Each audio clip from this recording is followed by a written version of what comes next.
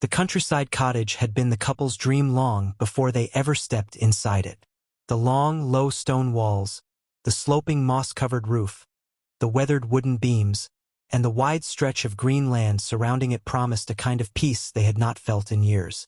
When they first saw the price listed shockingly low for such a spacious, historic property, they considered it a sign that their new beginning was meant to happen here. The previous owner had apparently moved abroad and wanted to sell quickly. That was enough reason for them. They signed the papers without hesitation, believing they had secured the bargain of a lifetime. The moment they moved in, the house felt older than they expected. Not ruined or unsafe, just old in the way that holds stories in the walls, secrets in the dust, and memories in the corners. Still, the couple carried with them such excitement and optimism that nothing felt sinister. They unpacked slowly, planning renovations, redesigns, and ways they would turn this forgotten cottage into their warm home. Every road creak or chilly breeze was brushed off as part of the charm of an old British countryside house. During the second day of cleaning, the wife found a folded note pushed deep inside a kitchen drawer. The paper was yellowed at the edges and written in an uneven, hurried hand. It carried a single warning: do not enter the basement after sunset. The couple briefly discussed it, assuming it was either a prank or some superstition left behind by the previous owner. The basement of old homes often had loose wiring, mold, or structural problems. Perhaps that was all it meant.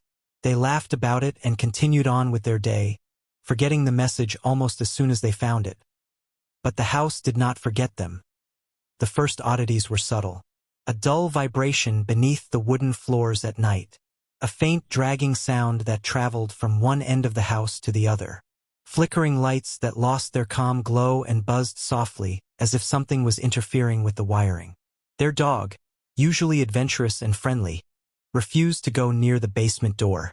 Each evening, he planted his feet firmly on the ground, first standing on edge, staring at that wooden door with a growl that seemed to come from pure instinct. The couple joked that animals always sense something unusual in new environments. They ignored the dog's growing fear. They ignored the flickering lights. They ignored the sounds beneath the floorboards. The third night brought something they could no longer explain logically. They checked the basement door before sleeping, making sure it was locked. Yet the next morning they found it slightly open. Not wide, not dramatic, just a few inches, enough to show that someone or something had moved it. Cold air swirled upward from the darkness below, carrying the kind of chill that feels older than weather. They checked the lock, and it appeared untouched. They reassured each other that old doors loosen over time. But neither wanted to say aloud that something about the basement no longer felt like part of the house. It felt like something separate waiting beneath it.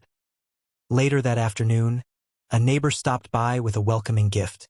When conversation drifted to the house's history, the neighbor's expression changed. He explained that the previous owner had disappeared suddenly under strange circumstances. One evening he had been seen tending his garden, and by the next morning, he was simply gone, leaving behind an untouched breakfast table and an unlocked basement door. The police investigated and eventually labeled it a case of voluntary disappearance. But the neighbor's uneasy posture suggested that the people around the village believed otherwise. According to whispered local stories, the basement had been sealed for years before the last owner arrived, and no one in the neighborhood ever dared to explore it after dark. The couple tried to dismiss the story, reasoning that rural towns often carried folklore meant to frighten outsiders. But the tension in the neighbor's voice was not the tone of someone sharing folklore, it was the tone of someone recalling a memory too real to ignore. Still, they reassured themselves that there was no logical reason to fear the basement. Fear was irrational. Fear was superstition. Fear was the neighbor's burden, not theirs. And so they resumed their daily routine, clinging to normalcy. But the nights grew worse. The dragging sound beneath the floorboards became more defined, as though something heavy was being pulled slowly across the ground. Every sound traced the same path, from the far left corner of the house, beneath the living room, toward the basement stairs. Their phones lost signal each night at the same time. The air felt somehow thicker after sunset. Even shadows seemed to shift slightly, tilting in unnatural directions that had nothing to do with the lamps. Then came the night when curiosity defeated caution. They had convinced themselves that the noise must be an animal trapped inside a fox, a badger, or a large rat nesting beneath the floorboards. They believed that checking the basement would give them peace of mind and finally put an end to all the strange occurrences. They picked up a flashlight and a set of spare keys and approached the basement door, ignoring even the memory of the note they had found, as if doing so would prove they were not afraid. As they stepped inside, the air changed instantly. The deeper they descended, the colder it became, not with the natural chill of underground spaces, but with a stillness that felt untouched by time. The basement was unexpectedly large, with stone walls and wooden beams supporting the ceiling. Dust-coated shelves filled the corners, and old metal tools hung lifelessly on rusted nails. Boxes of old belongings lay scattered across the ground as if someone had been rummaging through them recently. Faint scratches covered the far wall, some shallow, some deep enough to gouge the stone point. One of the scratches resembled a pattern, almost like repeated counting marks. Another appeared like a word that had been carved violently but remained unfinished, as though whoever carved it had stopped abruptly. Their flashlight beam shifted to a wooden panel on the far side of the wall, a panel slightly crooked compared to the others. Dust patterns around it suggested it had been moved, perhaps frequently. When they pulled it aside, they discovered a narrow hidden room barely larger than a closet.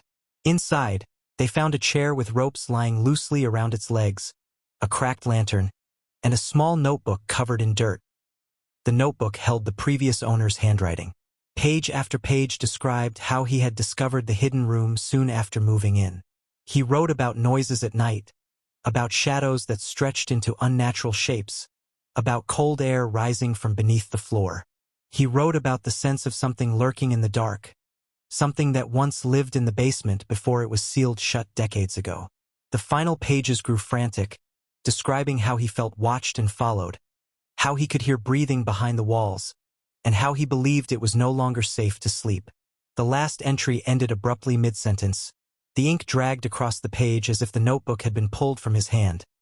The couple felt the truth settle heavily inside them. The note in the kitchen drawer had not been a prank or superstition, it had been a desperate warning. The strange noises, the flickering lights, the open door, the cold air, the dog's fear, the neighbor's story, the missing previous owner, everything connected. Something had been waiting in the dark long before they arrived. As they began backing out of the basement, the air behind them shifted. A movement, soft yet unmistakable, emerged from the deeper shadows. The sound of bare feet dragging lightly across the stone floor broke the silence. Something stepped toward them with slow, deliberate movements, as if waking from a long confinement. The temperature dropped sharply, and their breath turned visible in the light. They rushed toward the stairs, but the basement door above slammed shut with a force that vibrated through the walls. Their flashlights slipped from their hand and rolled across the floor, landing in a beam that illuminated only the lower half of the steps. Footsteps approached slowly, one at a time. A shape began forming in the darkness, a shape that had lived in this basement before them, before the previous owner, perhaps even before the house was built over whatever lay beneath.